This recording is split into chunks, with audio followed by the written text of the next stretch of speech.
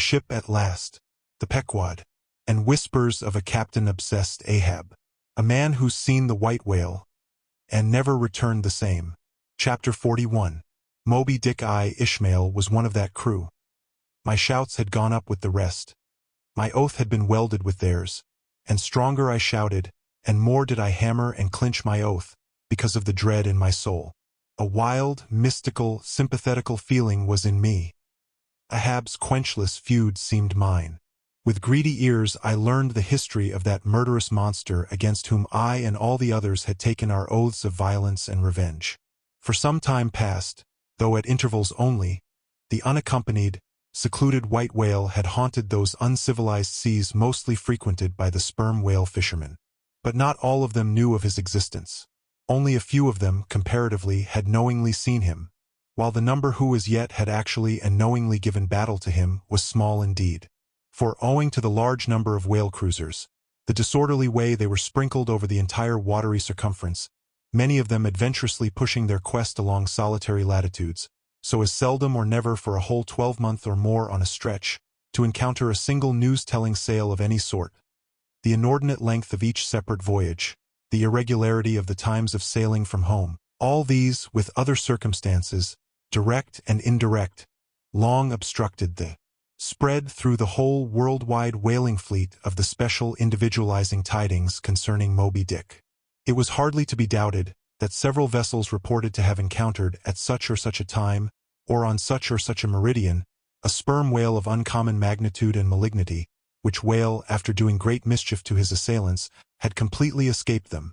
To some minds it was not an unfair presumption, I say, that the whale in question must have been no other than Moby-Dick. Yet as of late the sperm whale fishery had been marked by various and not unfrequent instances of great ferocity, cunning, and malice in the monster attacked.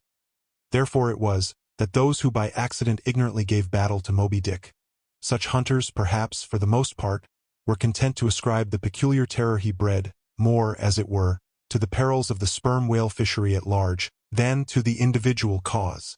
In that way, mostly, the disastrous encounter between Ahab and the whale had hitherto been popularly regarded.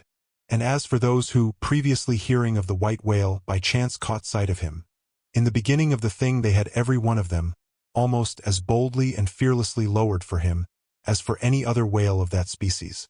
But at length such calamities did ensue in these assaults, not restricted to sprained wrists and ankles, broken limbs, or devouring amputations, but fatal to the last degree of fatality. Those repeated disastrous repulses, all accumulating and piling their terrors upon Moby-Dick. Those things had gone far to shake the fortitude of many brave hunters, to whom the story of the white whale had eventually come. Nor did wild rumors of all sorts fail to exaggerate, and still the more horrify the true histories of these deadly encounters. For not only do fabulous rumors naturally grow out of the very body of all surprising terrible events, as the smitten tree gives birth to its fungi, but in maritime life, far more than in that of terra firma, wild rumors abound, wherever there is any adequate reality for them to cling to. And as the sea surpasses the land in this matter, so the whale fishery surpasses every other sort of maritime life, in the wonderfulness and fearfulness of the rumors which sometimes circulate there. For not only are whalemen as a body unexempt from that ignorance and superstitiousness hereditary to all sailors, but of all sailors, they are by all odds the most directly brought into contact with whatever is appallingly astonishing in the sea. Face to face they not only eye its greatest marvels, but hand to jaw, give battle to them.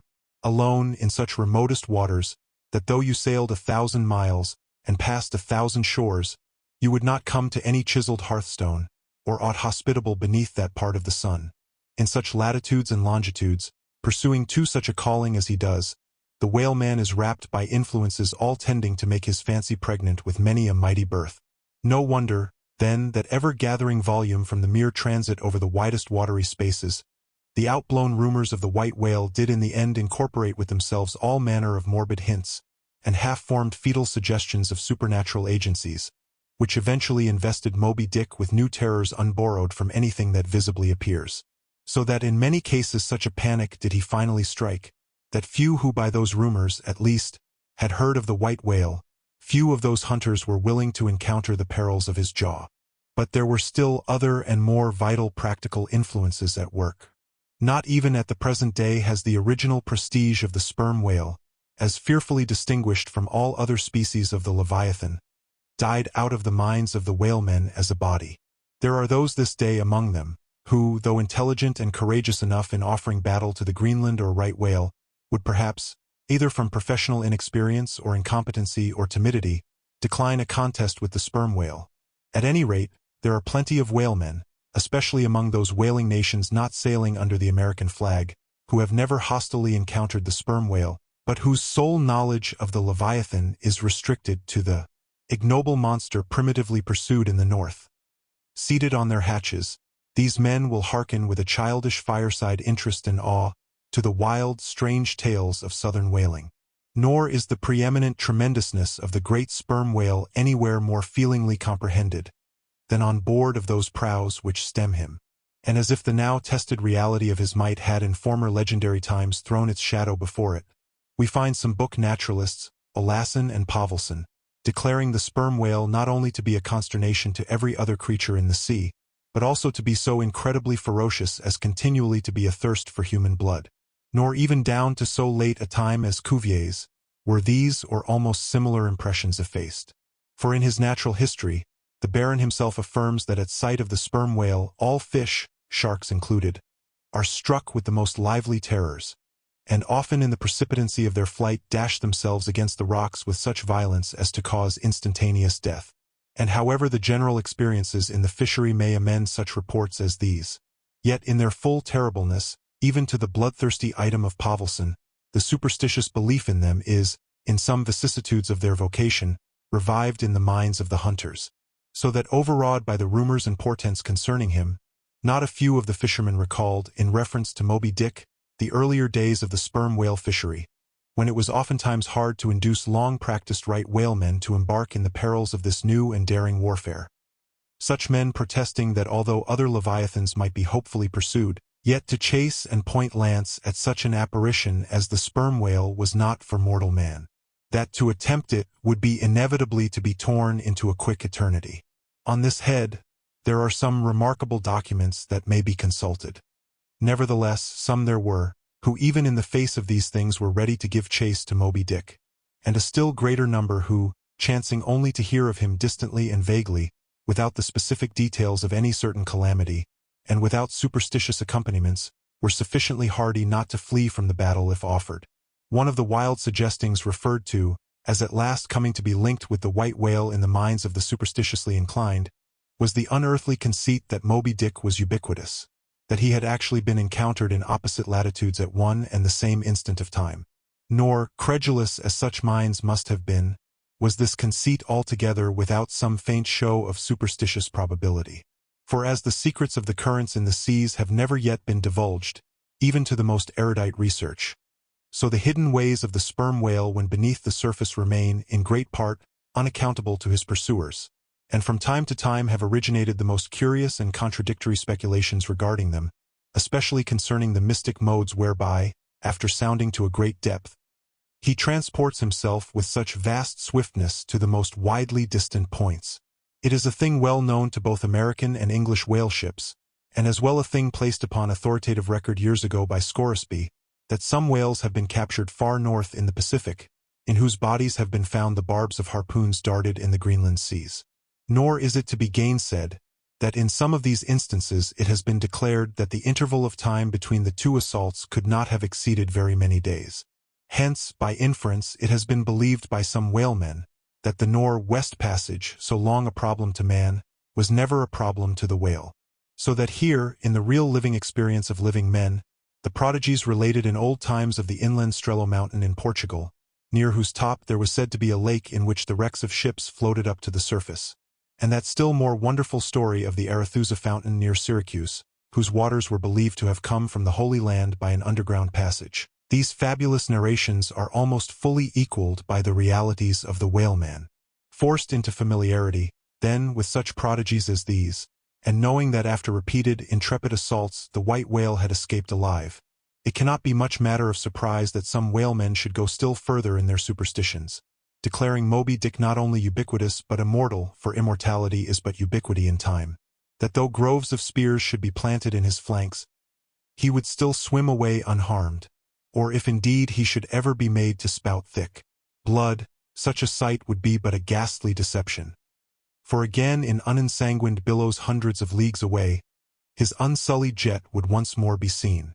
But even stripped of these supernatural surmisings, there was enough in the earthly make and incontestable character of the monster to strike the imagination with unwonted power.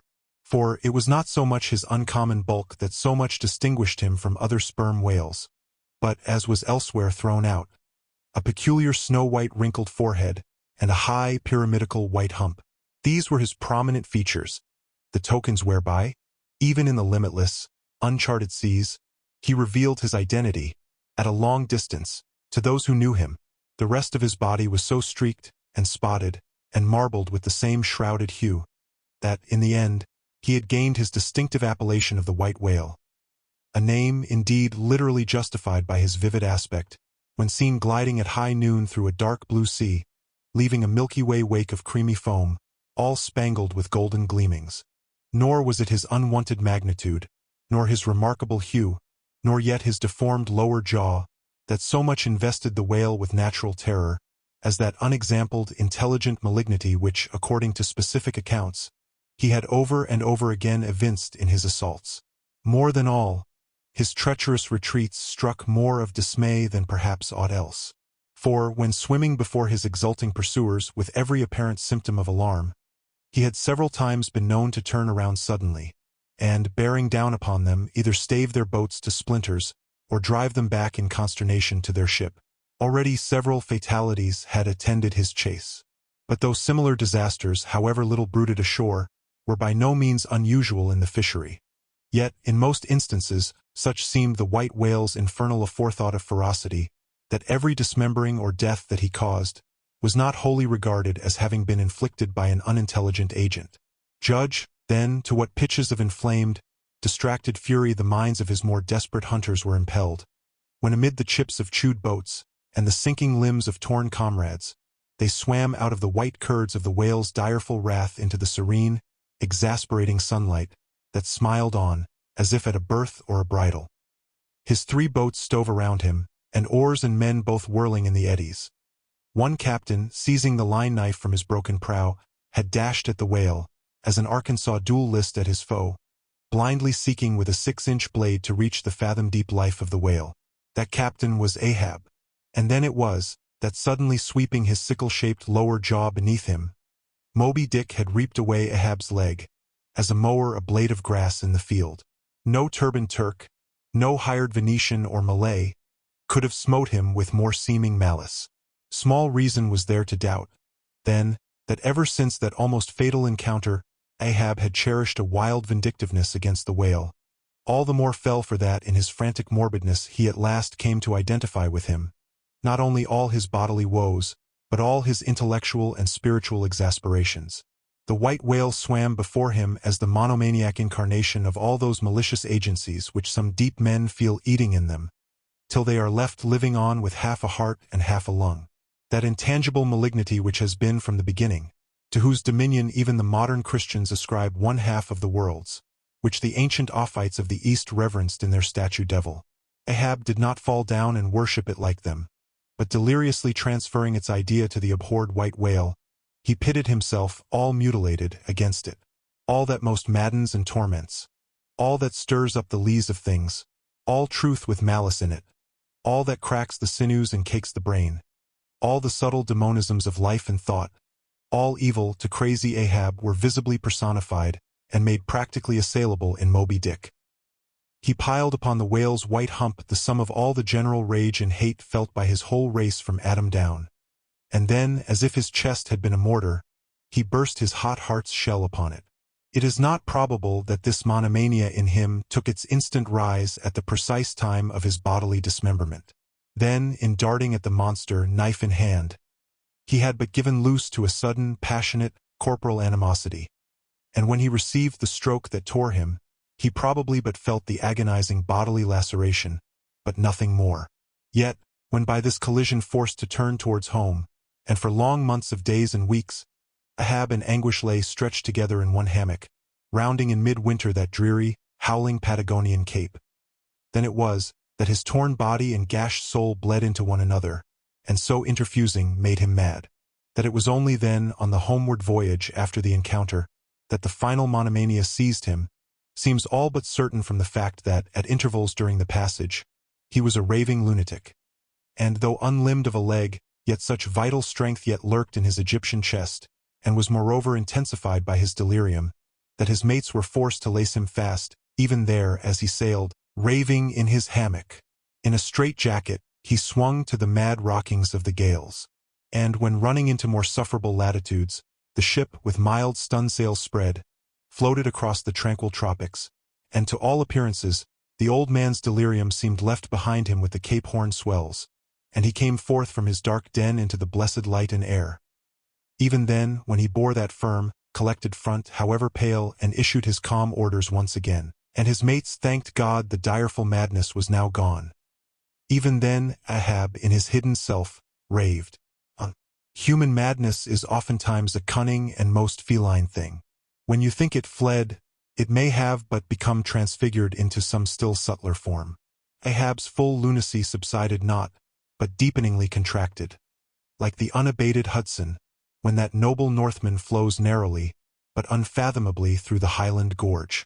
But, as in his narrow-flowing monomania, not one jot of Ahab's broad madness had been left behind. So in that broad madness, not one jot of his great natural intellect had perished. That before living agent now became the living instrument. If such a furious trope may stand, his special lunacy stormed his general sanity, and carried it, and turned all its concentred cannon upon its own mad mark. So that far from having lost his strength Ahab, to that one end, did now possess 1,000-fold more potency than ever he had sanely brought to bear upon any one reasonable object. This is much. Yet Ahab's larger, darker, deeper part remains unhinted, but vain to popularize profundities, and all truth is profound. Winding far down from within the very heart of this spiked Hotel de Cluny where we here stand, however grand and wonderful, now quit it, and take your way, ye nobler, sadder souls, to those vast Roman halls of Thermes, where far beneath the fantastic towers of man's upper earth, his root of grandeur, his whole awful essence sits in bearded state, an antique buried beneath antiquities, and throned on torsos. So with a broken throne, the great gods mock that captive king. So like a caryatid, he patient sits, upholding on his frozen brow the piled entablatures of ages. Wind ye down there, ye prouder, sadder souls, question that proud, sad king, a family likeness. Aye, he did beget ye, ye young exiled royalties, and from your grim sire only will the old state secret come. Now, in his heart, Ahab had some glimpse of this, namely, all my means are sane, my motive and my object mad, yet without power to kill or change or shun the fact. He likewise knew that to mankind he did now long dissemble, in some sort did still. But that thing of his dissembling was only subject to his perceptibility, not to his will determinate. Nevertheless, so well did he succeed in that dissembling, that when with ivory leg he stepped ashore at last, no Nantucketer thought him otherwise than but naturally grieved, and that to the quick with the terrible casualty which had overtaken him. The report of his undeniable delirium at sea was likewise popularly ascribed to a kindred cause. And so, too, all the added moodiness which always afterwards, to the very day of sailing in the Pequod on the present voyage, sat brooding on his brow.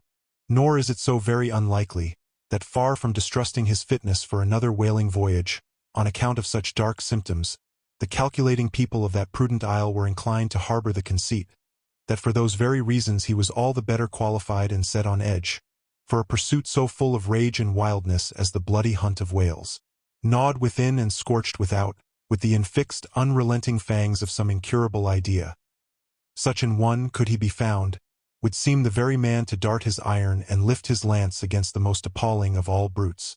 Or, if for any reason thought to be corporeally incapacitated for that, yet such an one would seem superlatively competent to cheer and howl on his underlings to the attack. But be all this as it may, certain it is, that with the mad secret of his unabated rage bolted up and keyed in him, Ahab had purposely sailed upon the present voyage with the one only and all-engrossing object of hunting the white whale. Had any one of his old acquaintances on shore but half dreamed of what was lurking in him then? How soon would their aghast and righteous souls have wrenched the ship from such a fiendish man? They were bent on profitable cruises, the profit to be counted down in dollars from the mint. He was intent on an audacious, immitigable, and supernatural revenge. Here, then, was this gray-headed, ungodly old man, chasing with curses a Job's whale round the world, at the head of a crew, too, chiefly made up of mongrel renegades, and castaways, and cannibals, morally enfeebled also, by the incompetence of mere unaided virtue or right-mindedness in Starbuck, the invulnerable jollity of indifference and recklessness in Stubb, and the pervading mediocrity in Flask. Such a crew, so officered, seemed specially picked and packed by some infernal fatality to help him to his monomaniac revenge.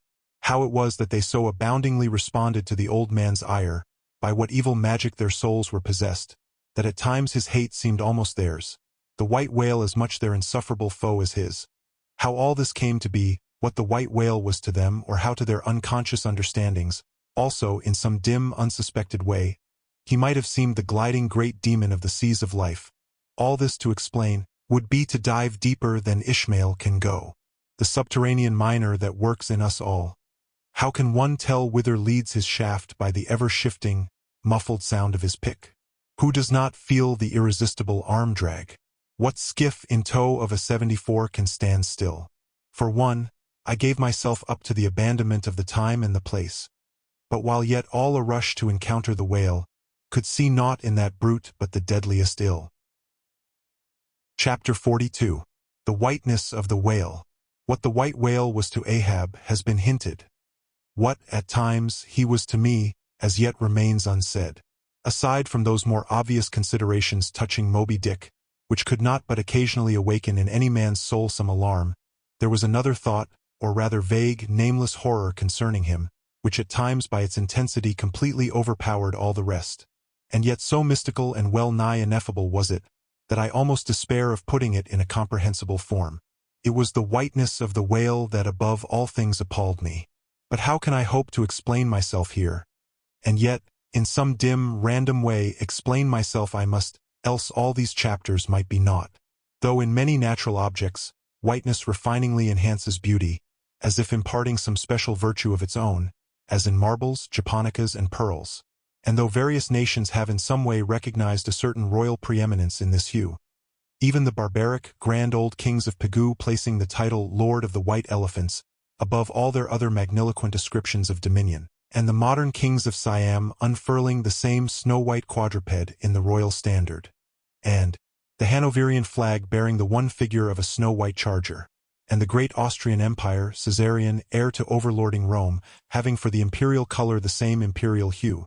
And though this preeminence in it applies to the human race itself, giving the white man ideal mastership over every dusky tribe, and though, besides all this, whiteness has been even made significant of gladness, for among the Romans a white stone marked a joyful day, and though in other mortal sympathies and symbolizings, this same hue is made the emblem of many touching, noble things, the innocence of brides, the benignity of age, though among the red men of America the giving of the white belt of wampum was the deepest pledge of honor, though in many climes, whiteness typifies the majesty of justice in the ermine of the judge, and contributes to the daily state of kings and queens drawn by milk-white steeds, though even in the higher mysteries of the most august religions it has been made the symbol of the divine spotlessness and power. By the Persian fire worshippers, the white forked flame being held the holiest on the altar, and in the Greek mythologies, great Jove himself made incarnate in a snow-white bull, and though to the noble Iroquois, the midwinter sacrifice of the sacred white dog was by far the holiest festival of their theology, that spotless, faithful creature being held the purest envoy they could send to the Great Spirit with the annual tidings of their own fidelity. And though directly from the Latin word for white, all Christian priests derive the name of one part of their sacred vesture, the alb or tunic worn beneath the cassock, and though among the holy pomps of the Romish faith, white is specially employed in the celebration of the Passion of our Lord, though in the vision of St. John white robes are given to the redeemed, and the 24 elders stand clothed in white before the great white throne, and the Holy One that sitteth there white, like wool. Yet for all these accumulated associations, with whatever is sweet, and honorable, and sublime, there yet lurks an elusive something in the innermost idea of this hue, which strikes more of panic to the soul than that redness which affrights in blood. This elusive quality it is, which causes the thought of whiteness, when divorced from more kindly associations, and coupled with any object terrible in itself, to heighten that terror to the furthest bounds. Witness the white bear of the poles, and the white shark of the tropics. What but their smooth, flaky whiteness makes them the transcendent horrors they are? That ghastly whiteness it is which imparts such an abhorrent mildness, even more loathsome than terrific, to the dumb gloating of their aspect. So that not the fierce-fanged tiger in his heraldic coat can so stagger courage as the white-shrouded bear or shark. 5. With reference to the polar bear, it may possibly be urged by him who would fain go still deeper into this matter, that it is not the whiteness, separately regarded, which heightens the intolerable hideousness of that brute. For, analyzed, that heightened hideousness, it might be said, only arises from the circumstance that the irresponsible ferociousness of the creature stands invested in the fleece of celestial innocence and love, and hence, by bringing together two such opposite emotions in our minds, the polar bear frightens us with so unnatural a contrast. But even assuming all this to be true, yet were it not for the whiteness you would not have that intensified terror. As for the white shark, the white gliding ghostliness of repose in that creature, when beheld in his ordinary moods, strangely tallies with the same quality in the polar quadruped. This peculiarity is most vividly hit by the French in the name they bestow upon that fish. The Romish Mass for the dead begins with Requiem Aeternam, eternal rest, whence Requiem denominating the Mass itself, and any other funereal music. Now, in allusion to the white, silent stillness of death in this shark, and the mild deadliness of his habits, the French call him Requiem. Bethink thee of the albatross, whence come those clouds of spiritual wonderment and pale dread, in which that white phantom sails in all imaginations. Not Coleridge first threw that spell, but God's great, unflattering laureate, Nature. 6. I remember the first albatross I ever saw. It was during a prolonged gale, in waters hard upon the Antarctic seas. From my forenoon watch below, I ascended to the overclouded deck, and there, dashed upon the main hatches, I saw a regal, feathery thing of unspotted whiteness, and with a hooked Roman bill sublime. At intervals, it arched forth its vast archangel wings, as if to embrace some holy ark. Wondrous flutterings and throbbings shook it. Though bodily unharmed, it uttered cries, as some king's ghost in supernatural distress.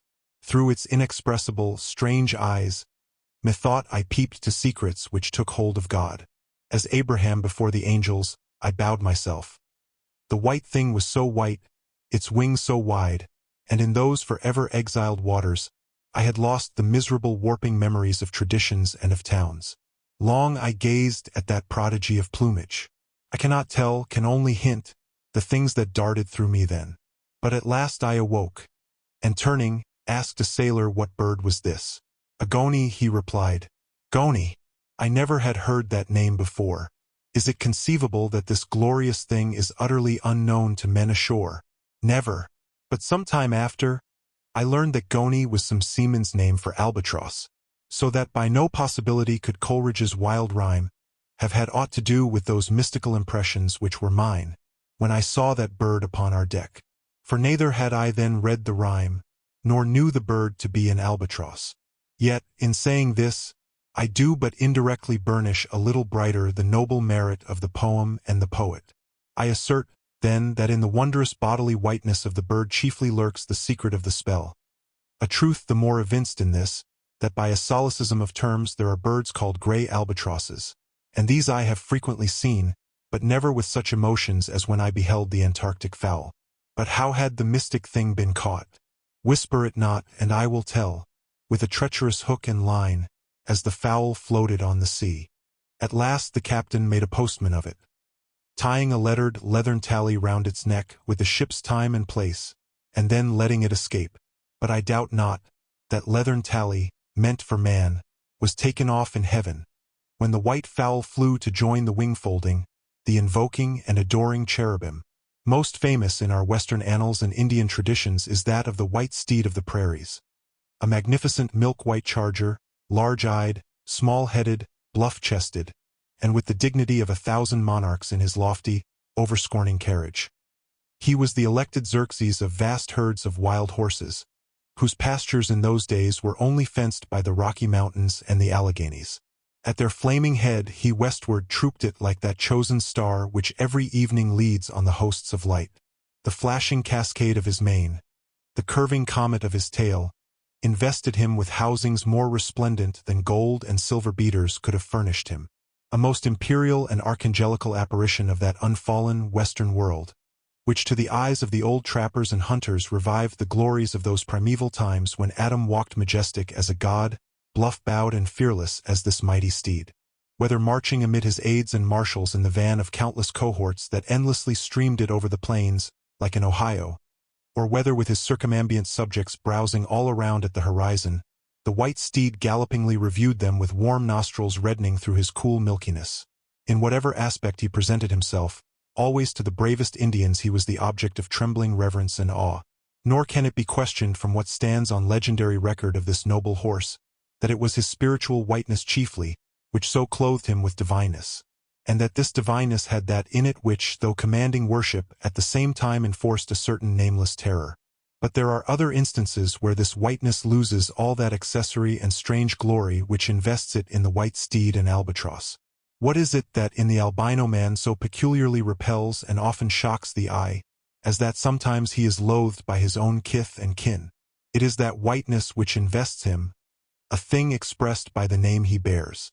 The albino is as well made as other men, has no substantive deformity, and yet this mere aspect of all-pervading whiteness makes him more strangely hideous than the ugliest abortion. Why should this be so? Nor, in quite other aspects, does nature in her least palpable but not the less malicious agencies fail to enlist among her forces this crowning attribute of the terrible. From its snowy aspect, the gauntlet ghost of the southern seas has been denominated the white squall. Nor, in some historic instances, has the art of human malice omitted so potent an auxiliary. How wildly it heightens the effect of that passage in Froissart, when, masked in the snowy symbol of their faction, the desperate white hoods of Ghent murder their bailiff in the marketplace. Nor, in some things, does the common, hereditary experience of all mankind fail to bear witness to the supernaturalism of this hue.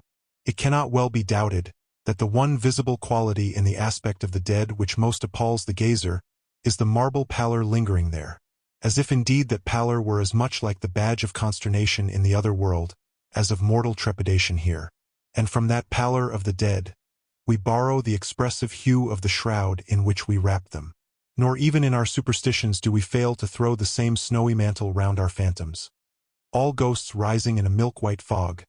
Yea, while these terrors seize us, let us add that even the King of Terrors, when personified by the evangelist, rides on his pallid horse.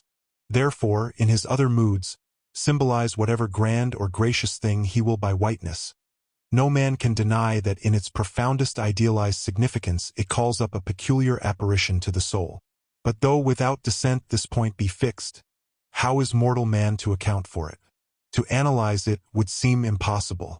Can we, then, by the citation of some of those instances wherein this thing of whiteness, though for the time either wholly or in great part stripped of all direct associations calculated to impart to it aught fearful, but nevertheless is found to exert over us the same sorcery, however modified, can we thus hope to light upon some chance clue to conduct us to the hidden cause we seek?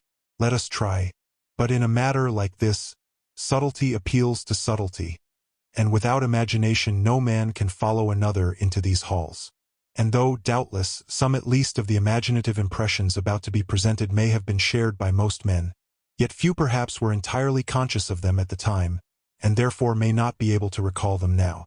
Why to the man of untutored ideality, who happens to be but loosely acquainted with the peculiar character of the day, does the bare mention of Whitsuntide marshal in the fancy such long, dreary, speechless processions of slow-pacing pilgrims, downcast and hooded with new-fallen snow?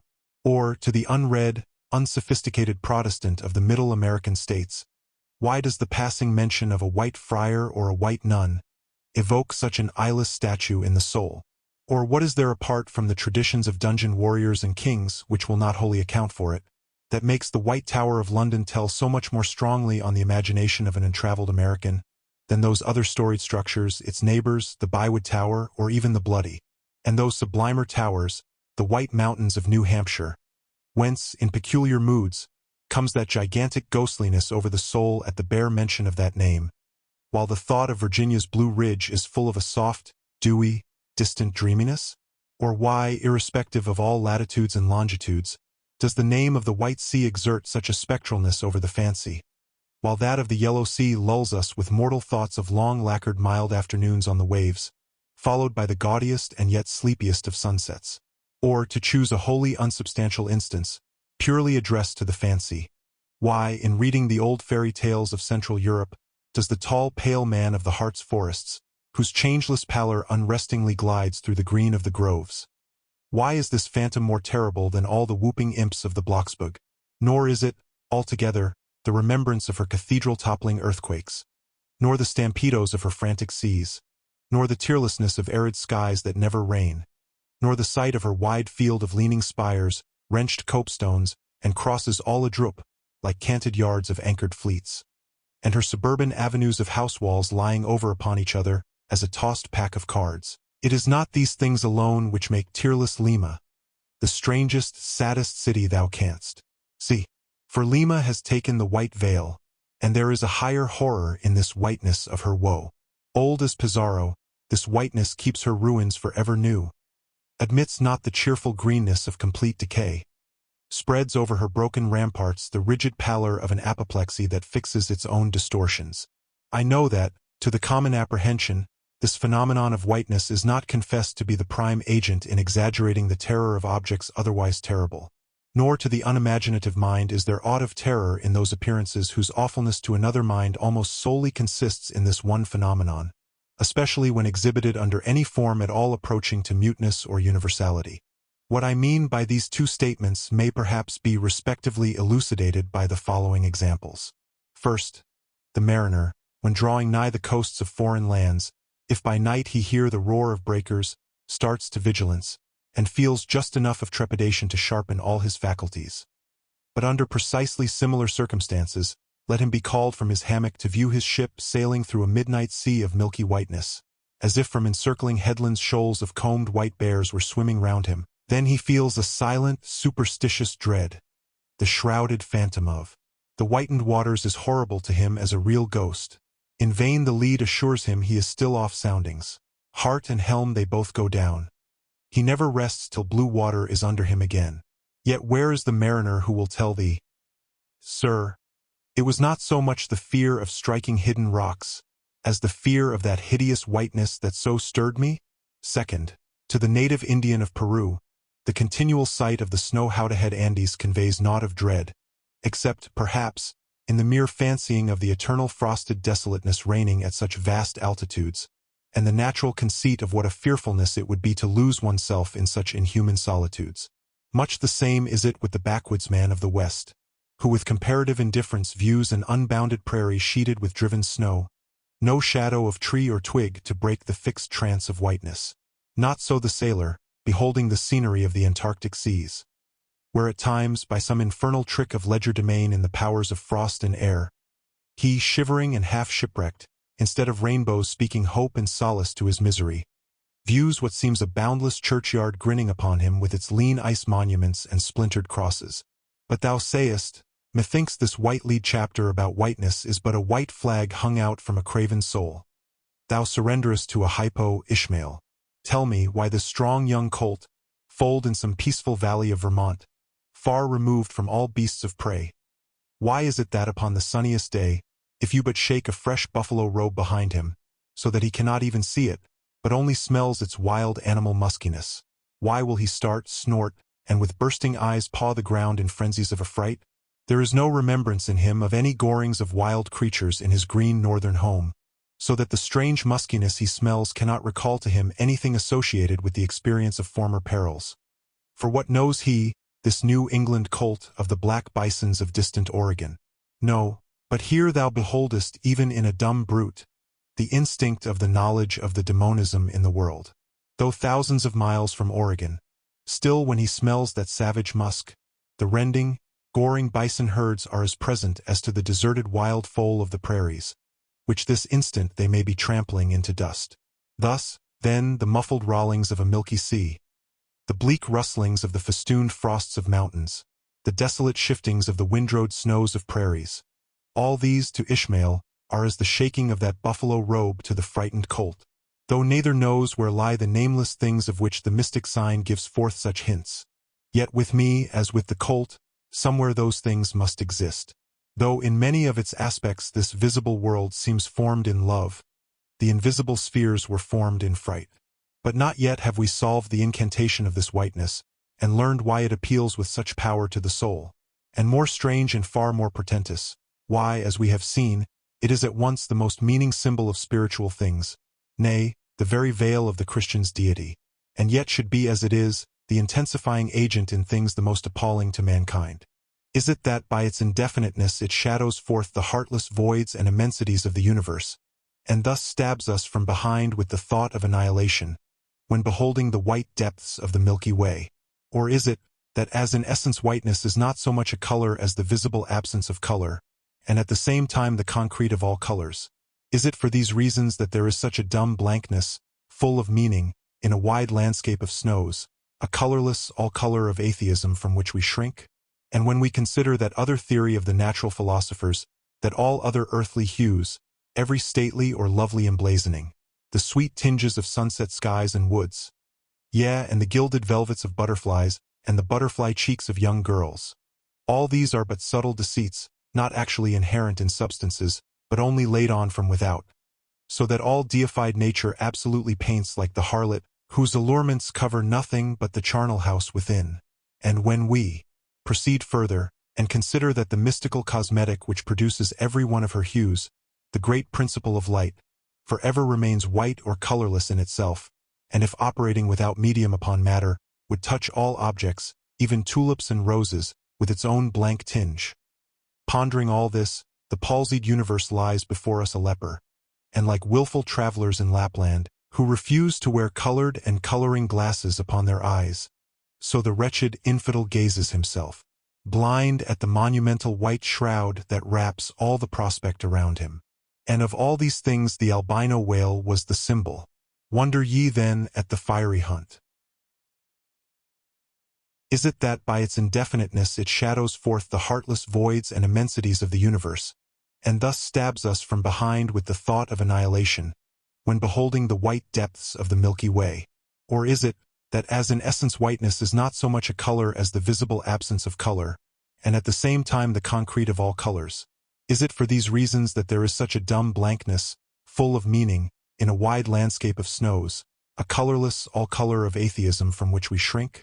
And when we consider that other theory of the natural philosophers, that all other earthly hues, every stately or lovely emblazoning, the sweet tinges of sunset skies and woods, yea, and the gilded velvets of butterflies, and the butterfly cheeks of young girls, all these are but subtle deceits, not actually inherent in substances, but only laid on from without, so that all deified nature absolutely paints like the harlot, whose allurements cover nothing but the charnel house within.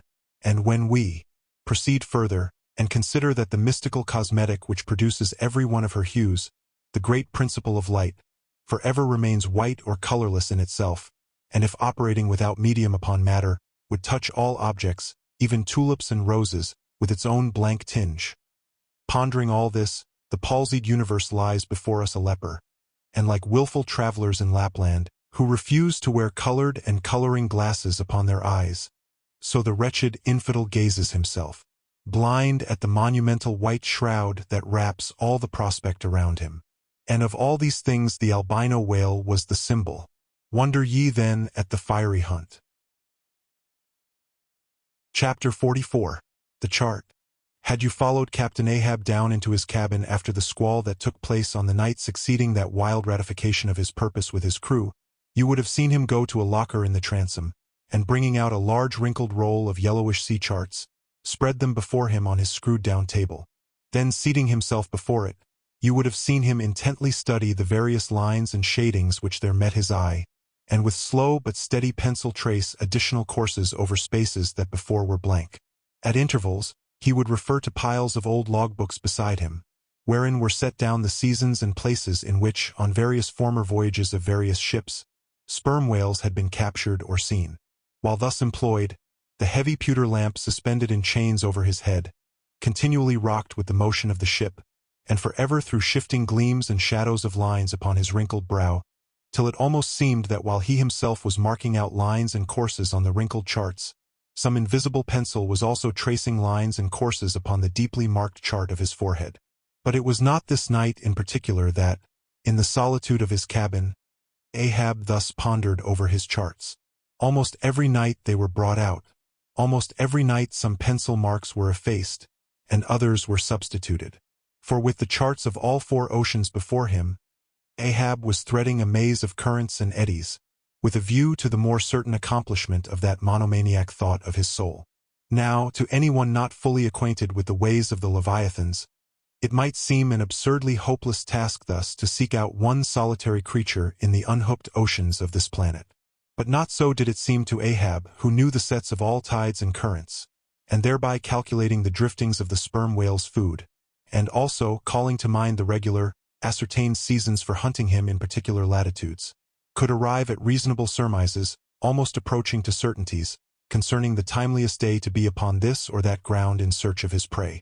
So assured, indeed, is the fact concerning the periodicalness of the sperm whales resorting to given waters, that many hunters believe that, could he be closely observed and studied throughout the world, were the logs for one voyage of the entire whale fleet carefully collated, then the migrations of the sperm whale would be found to correspond in invariability to those of the herring shoals or the flights of swallows. On this hint, attempts have been made to construct elaborate migratory charts of the sperm whale. 7. Since the above was written, the statement is happily borne out by an official circular, issued by Lieutenant Maury, of the National Observatory, Washington, April 16, 1851. By that circular, it appears that precisely such a chart is in course of completion, and portions of it are presented in the circular. This chart divides the ocean into districts of 5 degrees of latitude by 5 degrees of longitude, perpendicularly through each of which districts are 12 columns for the 12 months, and horizontally through each of which districts are 3 lines, one to show the number of days that have been spent in each month in every district, and the 2 others to show the number of days in which whales, sperm or right, have been seen. Besides, when making a passage from one feeding ground to another, the sperm whales, guided by some infallible instinct, say, rather secret intelligence from the deity, mostly swim in veins, as they are called, continuing their way along a given ocean line with such undeviating exactitude, that no ship ever sailed her course, by any chart, with 1/10 of such marvelous precision. Though, in these cases, the direction taken by any one whale be straight as a surveyor's parallel, and though the line of advance be strictly confined to its own unavoidable straight wake, yet the arbitrary vein in which at these times he is said to swim generally embraces some few miles in width, more or less, as the vein is presumed to expand or contract, but never exceeds the visual sweep from the whaleship's mastheads when circumspectly gliding along this magic zone. The sum is, that at particular seasons within that breadth and along that path, migrating whales may with great confidence be looked for, and hence not only at substantiated times, upon well-known separate feeding grounds, could Ahab hope to encounter his prey, but in crossing the widest expanses of water between those grounds he could, by his art, so place and time himself on his way, as even then not to be wholly without prospect of a meeting. There was a circumstance which at first sight seemed to entangle his delirious but still methodical scheme. But not so in the reality, perhaps. Though the gregarious sperm whales have their regular seasons for particular grounds, yet in general you cannot conclude that the herds which hunted such and such a latitude or longitude this year, say, will turn out to be identically the same with those that were found there the preceding season, though there are peculiar and unquestionable instances where the contrary of this has proved true. In general, the same remark, only within a less wide limit, applies to the solitaries and hermits among the matured, aged sperm whales. So that though Moby-Dick had in a former year been seen, for example, on what is called the Seychelles Ground in the Indian Ocean, or Volcano Bay on the Japanese coast, yet it did not follow that were the Pequod to visit either of those spots at any subsequent corresponding season, she would infallibly encounter him there. So, too, with some other feeding grounds, where he had at times revealed himself. But all these seemed only his casual stopping places and ocean inns, so to speak, not his places of prolonged abode. and where Ahab's chances of accomplishing his object have hitherto been spoken of, allusion has only been made to whatever wayside, antecedent extra prospects were his ere a particular set time or place were attained, when all possibilities would become probabilities, and, as Ahab fondly thought, every possibility the next thing to a certainty. That particular set time and place were conjoined in the one technical phrase, the season on the line.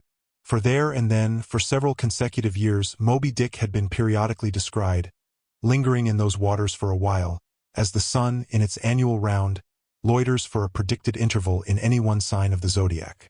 There it was, too, that most of the deadly encounters with the white whale had taken place. There the waves were storied with his deeds. There also was that tragic spot where the monomaniac old man had found the awful motive to his vengeance. But in the cautious comprehensiveness and unloitering vigilance with which Ahab threw his brooding soul into this unfaltering hunt, he would not permit himself to rest all his hopes upon the one crowning fact above mentioned, however flattering it might be to those hopes. Nor in the sleeplessness of his vow could he so tranquilize his unquiet heart as to postpone all intervening quest. Now, the Pequod had sailed from Nantucket at the very beginning of the season on the line. No possible endeavor then could enable her commander to make the great passage southwards, double Cape Horn, and then running down 60 degrees of latitude arrive in the equatorial Pacific in time to cruise there. Therefore, he must wait for the next ensuing season. Yet the premature hour of the Pequod's sailing had, perhaps, been correctly selected by Ahab, with a view to this very complexion of things. Because an interval of 365 days and nights was before him, an interval which, instead of impatiently enduring ashore, he would spend in a miscellaneous hunt. If by chance the white whale, spending his vacation in seas far remote from his periodical feeding grounds, should turn up his wrinkled brow off the Persian Gulf, or in the Bengal Bay, or China Seas, or in any other waters haunted by his race, so that monsoons, pampas, nor'westers, harmattans, trades, any wind but the levanter and simoom, might blow Moby-Dick into the devious zigzag world circle of the Pequod's circumnavigating wake. But granting all this, yet, regarded discreetly and coolly, seems it not but a mad idea, this, that in the broad boundless ocean, one solitary whale, even if encountered, should be thought capable of individual recognition from his hunter, even as a white-bearded mufti in the thronged thoroughfares of Constantinople? Yes, for the peculiar snow-white brow of Moby-Dick, and his snow-white hump, could not but be unmistakable. And have I not tallied the whale? Ahab would mutter to himself, as after poring over his charts till long after midnight he would throw himself back in reveries. Tallied him, and shall he escape? His broad fins are bored, and scalloped out like a lost sheep's ear. And here, his mad mind would run on in a breathless race, till a weariness and faintness of pondering came over him, and in the open air of the deck he would seek to recover his strength. Ah, God! What trances of torments does that man endure who is consumed with one unachieved revengeful desire? He sleeps with clenched hands, and wakes with his own bloody nails in his palms. Often, when forced from his hammock by exhausting and intolerably vivid dreams of the night, which, resuming his own intense thoughts through the day, carried them on amid a clashing of frenzies, and whirled them round and round in his blazing brain, till the very throbbing of his life-spot became insufferable anguish, and when, as was sometimes the case, these spiritual throes in him heaved his being up from its base, and a chasm seemed opening in him, from which forked flames and lightnings shot up, and accursed fiends beckoned him to leap down among them. When this hell in himself yawned beneath him, a wild cry would be heard through the ship, and with glaring eyes Ahab would burst from his state-room, as though escaping from a bed that was on fire. Yet these, perhaps, instead of being the unsuppressible symptoms of some latent weakness, or fright at his own resolve, were but the plainest tokens of its intensity. For, at such times, crazy Ahab, the scheming, unappeasedly steadfast hunter of the white whale, this Ahab that had gone to his hammock, was not the agent that so caused him to burst from it in horror again. The latter was the eternal, living principle or soul in him, and in sleep, being for the time dissociated from the characterizing mind, which at other times employed it for its outer vehicle or agent, it spontaneously sought escape from the scorching contiguity of the frantic thing, of which, for the time, it was no longer an integral. But as the mind does not exist unless leagued with the soul, therefore it must have been that, in Ahab's case, yielding up all his thoughts and fancies to his one supreme purpose. That purpose, by its own sheer inveteracy of will, forced itself against gods and devils into a kind of self-assumed, independent being of its own, nay, could grimly live and burn, while the common vitality to which it was conjoined fled horror-stricken from the unbidden and unfathered birth. Therefore, the tormented spirit that glared out of bodily eyes, when what seemed Ahab rushed from his room, was for the time but a vacated thing, a formless somnambulistic being, a ray of living light, to be sure, but without an object to color, and therefore a blankness in itself. God help thee, old man, thy thoughts have created a creature in thee, and he whose intense thinking thus makes him a Prometheus. A vulture feeds upon that heart forever, that vulture the very creature he creates. Chapter 45. The Affidavit. So far as what there may be of a narrative in this book, and indeed as indirectly touching one or two very interesting and curious particulars in the habits of sperm whales, the foregoing chapter, in its earliest part, is as important a one as will be found in this volume. But the leading matter of it requires to be still further and more familiarly enlarged upon, in order to be adequately understood, and moreover to take away any incredulity which a profound ignorance of the entire subject may induce in some minds, as to the natural verity of the main points of this affair. I care not to perform this part of my task methodically, but shall be content to produce the desired impression by separate citations of items, practically or reliably known to me as a whaleman, and from these citations, I take it, the conclusion aimed at will naturally follow of itself.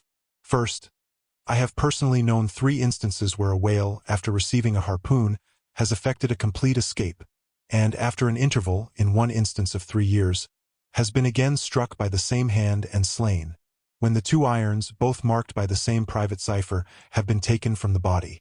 In the instance where 3 years intervened between the flinging of the 2 harpoons, and I think it may have been something more than that, the man who darted them happening, in the interval, to go in a trading ship on a voyage to Africa, when ashore there, joined a discovery party and penetrated far into the interior, where he traveled for a period of nearly 2 years, often endangered by serpents, savages, tigers, poisonous miasmas, with all the other common perils incident to wandering in the heart of unknown regions.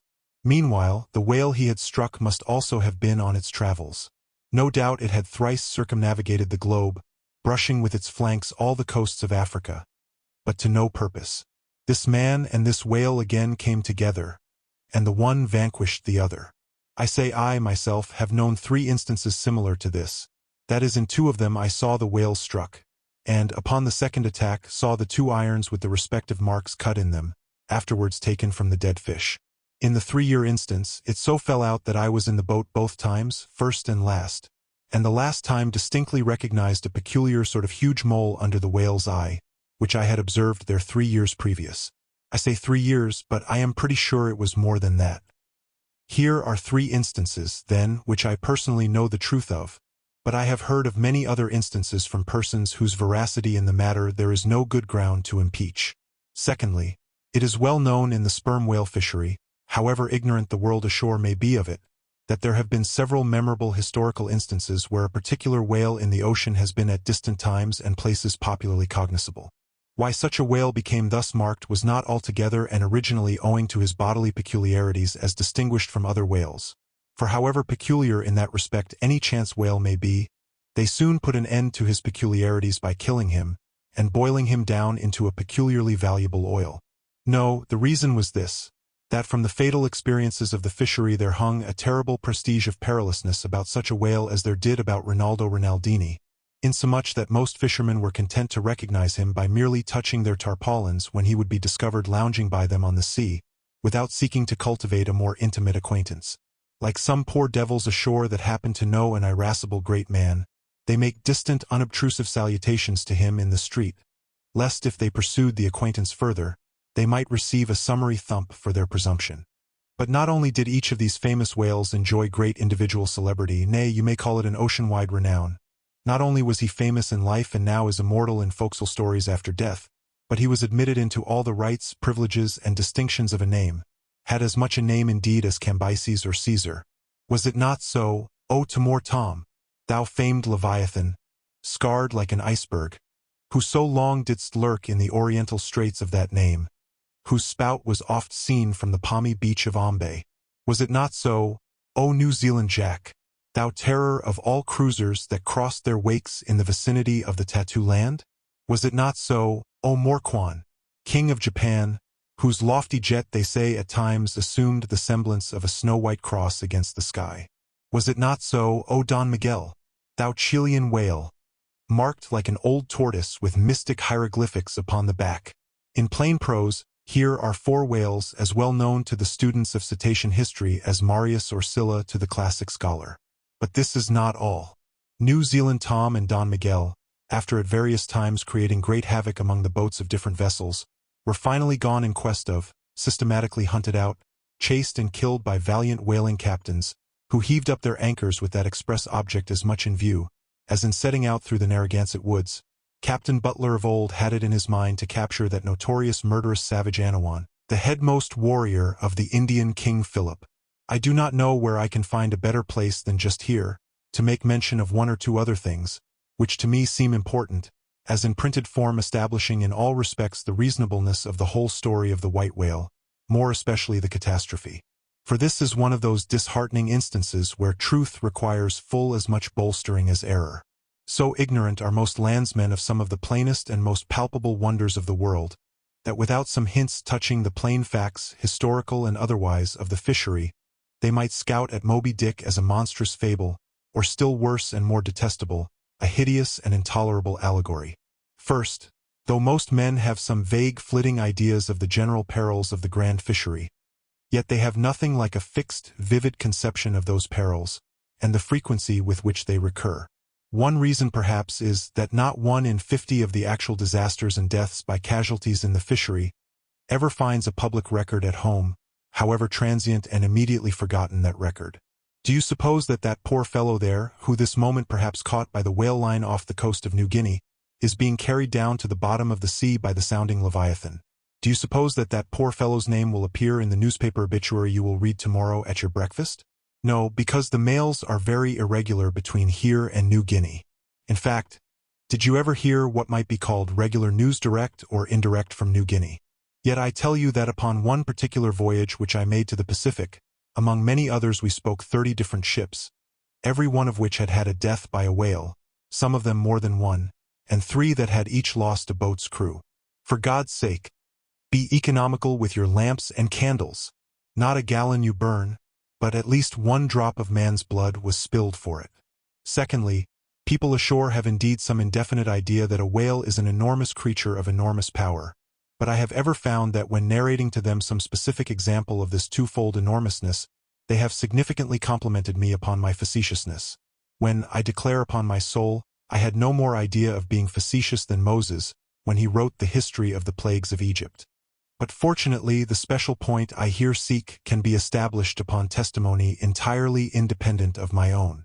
That point is this: the sperm whale is in some cases sufficiently powerful, knowing, and judiciously malicious, as with direct aforethought to stave in, utterly destroy, and sink a large ship, and what is more, the sperm whale has done it. First, in the year 1820 the ship Essex, Captain Pollard of Nantucket, was cruising in the Pacific Ocean. One day she saw spouts, lowered her boats, and gave chase to a shoal of sperm whales. Ere long, several of the whales were wounded, when suddenly, a very large whale escaping from the boats, issued from the shoal, and bore directly down upon the ship.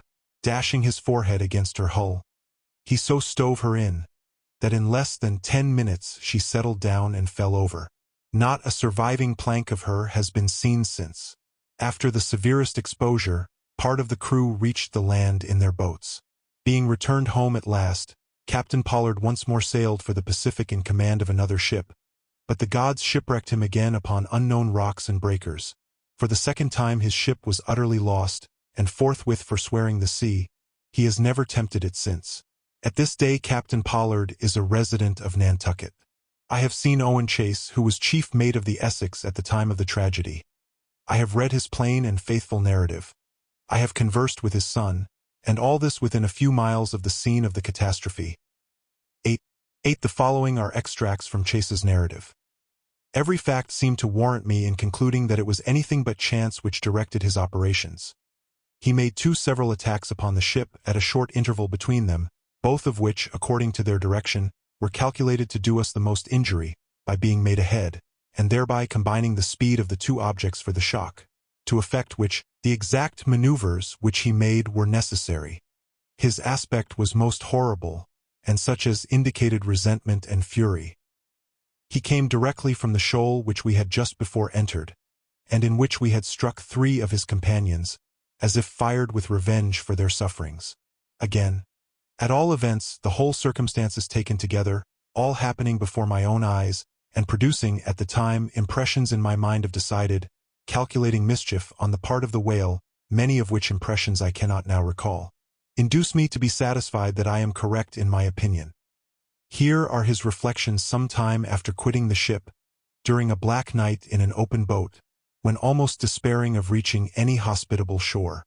The dark ocean and swelling waters were nothing. The fears of being swallowed up by some dreadful tempest, or dashed upon hidden rocks, with all the other ordinary subjects of fearful contemplation, seemed scarcely entitled to a moment's thought. The dismal-looking wreck, and the horrid aspect and revenge of the whale, wholly engrossed my reflections, until day again made its appearance. In another place, page 45, he speaks of the mysterious and mortal attack of the animal.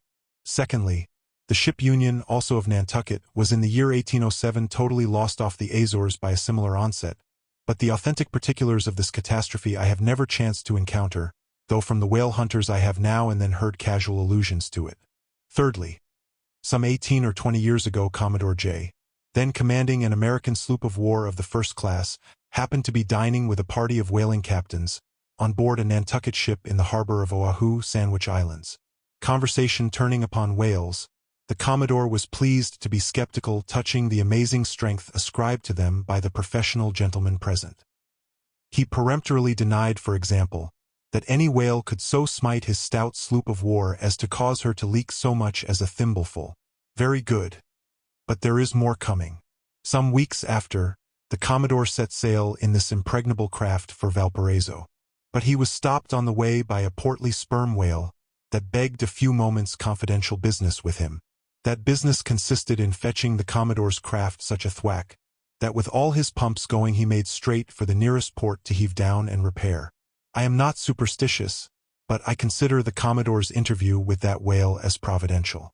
Was not Saul of Tarsus converted from unbelief by a similar fright? I tell you, the sperm whale will stand no nonsense. I will now refer you to Langsdorff's Voyages for a little circumstance in point, peculiarly interesting to the writer hereof. Langsdorff, you must know by the way, was attached to the Russian Admiral Krusenstern's famous discovery expedition in the beginning of the present century. Captain Langsdorff thus begins his 17th chapter. By the 13th of May our ship was ready to sail, and the next day we were out in the open sea, on our way to Okatch. The weather was very clear and fine, but so intolerably cold that we were obliged to keep on our fur clothing. For some days we had very little wind. It was not till the 19th that a brisk gale from the northwest sprang up. An uncommon large whale, the body of which was larger than the ship itself, lay almost at the surface of the water, but was not perceived by anyone on board till the moment when the ship, which was in full sail, was almost upon him, so that it was impossible to prevent its striking against him. We were thus placed in the most imminent danger, as this gigantic creature, setting up its back, raised the ship 3 feet at least out of the water. The masts reeled, and the sails fell altogether, while we who were below all sprang instantly upon the deck, concluding that we had struck upon some rock. Instead of this we saw the monster sailing off with the utmost gravity and solemnity. Captain Dwulf applied immediately to the pumps to examine whether or not the vessel had received any damage from the shock, but we found that very happily it had escaped entirely uninjured. Now, the Captain Dwulf here alluded to as commanding the ship in question is a New Englander, who, after a long life of unusual adventures as a sea captain, this day resides in the village of Dorchester near Boston. I have the honor of being a nephew of his. I have particularly questioned him concerning this passage in Langsdorff. He substantiates every word. The ship, however, was by no means a large one, a Russian craft built on the Siberian coast, and purchased by my uncle after bartering away the vessel in which he sailed from home. In that up-and-down manly book of old-fashioned adventure, so full, too, of honest wonders, The Voyage of Lionel Wafer, one of Ancient Dampier's old chums, I found a little matter set down so like that just quoted from Langsdorff, that I cannot forbear inserting it here for a corroborative example, if such be needed. Lionel, it seems, was on his way to John Ferdinando, as he calls the modern Juan Fernandez. In our way thither, he says, about 4 o'clock in the morning, when we were about 150 leagues from the main of America, our ship felt a terrible shock, which put our men in such consternation that they could hardly tell where they were or what to think. But everyone began to prepare for death, and, indeed, the shock was so sudden and violent, that we took it for granted the ship had struck against a rock. But when the amazement was a little over, we cast the lead, and sounded, but found no ground. Asterisk, asterisk, asterisk, asterisk, asterisk. The suddenness of the shock made the guns leap in their carriages, and several of the men were shaken out of their hammocks. Captain Davis, who lay with his head on a gun, was thrown out of his cabin. Lionel then goes on to impute the shock to an earthquake, and seems to substantiate the imputation by stating that a great earthquake, somewhere about that time, did actually do great mischief along the Spanish land. But I should not much wonder if, in the darkness of that early hour of the morning, the shock was after all caused by an unseen whale vertically bumping the hull from beneath. I might proceed with several more examples, one way or another known to me, of the great power and malice at times of the sperm whale. In more than one instance, he has been known, not only to chase the assailing boats back to their ships, but to pursue the ship itself, and long withstand all the lances hurled at him from its decks. The English ship Pusey Hall can tell a story on that head, and as for his strength, let me say that there have been examples where the lines attached to a running sperm whale have, in a calm, been transferred to the ship and secured there, the whale towing her great hull through the water as a horse walks off with a cart. Again, it is very often observed that, if the sperm whale, once struck, is allowed time to rally, he then acts, not so often with blind rage, as with willful, deliberate designs of destruction to his pursuers. Nor is it without conveying some eloquent indication of his character, that upon being attacked he will frequently open his mouth, and retain it in that dread expansion for several consecutive minutes.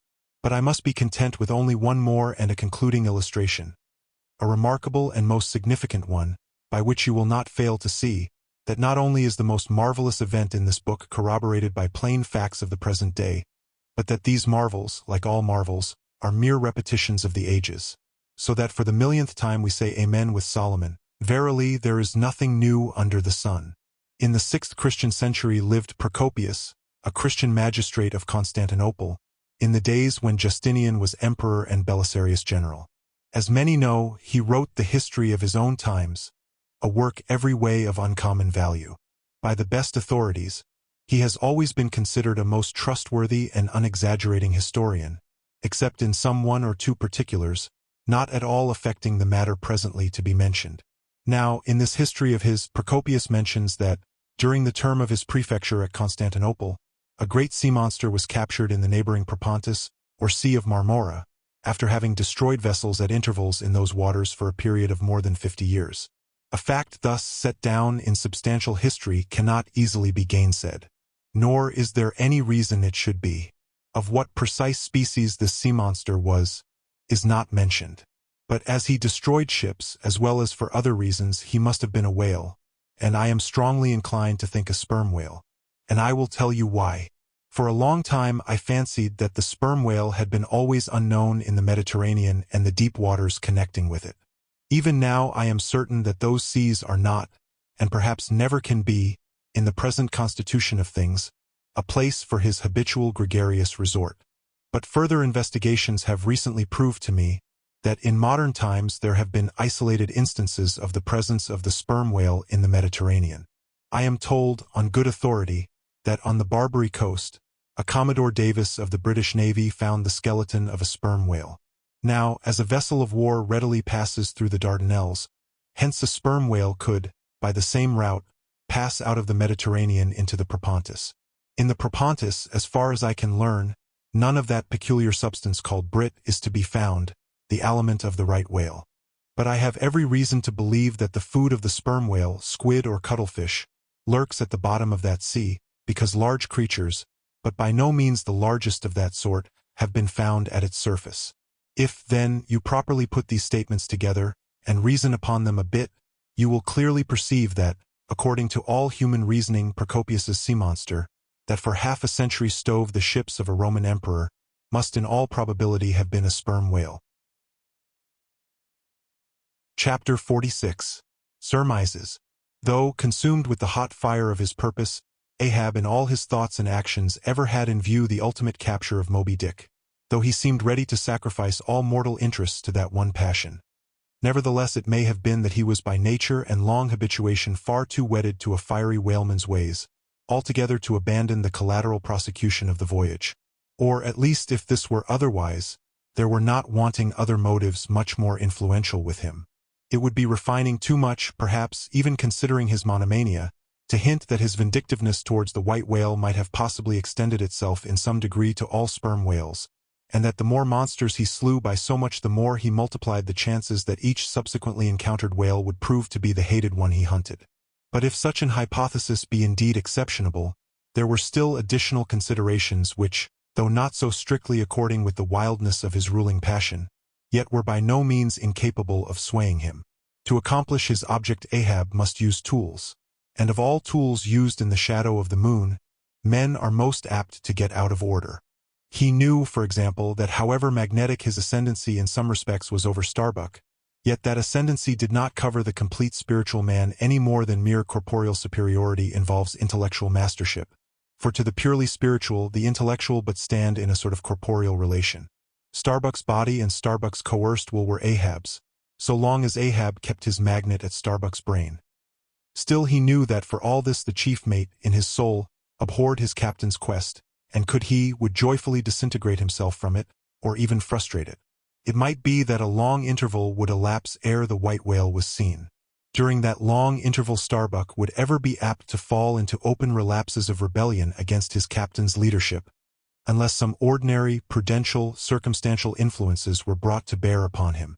Not only that, but the subtle insanity of Ahab respecting Moby-Dick was no ways more significantly manifested than in his superlative sense and shrewdness in foreseeing that, for the present, the hunt should in some way be stripped of that strange imaginative impiousness which naturally invested it, that the full terror of the voyage must be kept withdrawn into the obscure background, for few men's courage is proof against protracted meditation unrelieved by action, that when they stood there, long night watches, his officers and men must have some nearer things to think of than Moby-Dick. For however eagerly and impetuously the savage crew had hailed the announcement of his quest, yet all sailors of all sorts are more or less capricious and unreliable. They live in the varying outer weather, and they inhale its fickleness, and when retained for any object remote and blank in the pursuit, however promissory of life and passion in the end, it is above all things requisite that temporary interests and employment should intervene and hold them healthily suspended for the final dash. Nor was Ahab unmindful of another thing. In times of strong emotion mankind disdain all base considerations, but such times are evanescent. The permanent constitutional condition of the manufactured man, thought Ahab, is sordidness. Granting that the white whale fully incites the hearts of this my savage crew, and playing round their savageness even breeds a certain generous nigh-Taranteism in them, still, while for the love of it they give chase to Moby-Dick, they must also have food for their more common, daily appetites. For even the high-lifted and chivalric crusaders of old times were not content to traverse 2,000 miles of land to fight for their holy sepulchre, without committing burglaries, picking pockets, and gaining other pious perquisites by the way. Had they been strictly held to their one final and romantic object, that final and romantic object, too many would have turned from in disgust. I will not strip these men, thought Ahab, of all hopes of cash. Cash. They may scorn cash now, but let some months go by, and no prospective promise of it to them, and then this same quiescent cash all at once mutinying in them, this same cash would soon cashier Ahab. Nor was there wanting still another precautionary motive more related to Ahab personally. Having impulsively, it is probable, and perhaps somewhat prematurely revealed the prime but private purpose of the Pequod's voyage, Ahab was now entirely conscious that, in so doing, he had indirectly laid himself open to the unanswerable charge of usurpation, and with perfect impunity, both moral and legal, his crew, if so disposed, and to that end competent, could refuse all further obedience to him, and even violently wrest from him the command. from even the barely hinted imputation of usurpation, and the possible consequences of such a suppressed impression gaining ground, Ahab must of course have been most anxious to protect himself. That protection could only consist in his own predominating brain and heart and hand, backed by a heedful, closely calculating attention to every minute atmospheric influence which it was possible for his crew to be subjected to.